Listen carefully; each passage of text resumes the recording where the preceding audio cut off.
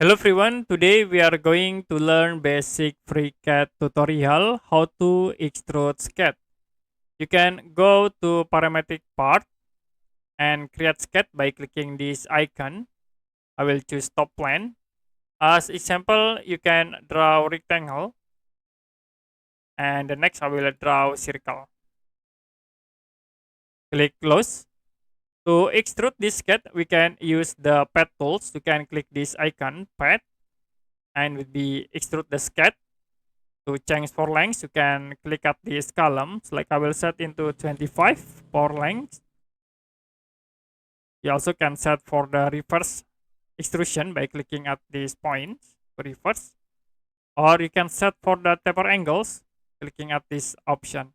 Like I will set into 15 degree. And the extrusion will be set into 15 degree for the extrusion. If you're done, you can click OK. Okay, that's it for a basic FreeCAD tutorial, how to extrude sketch. If you have any question about tutorial, you can comment below this video.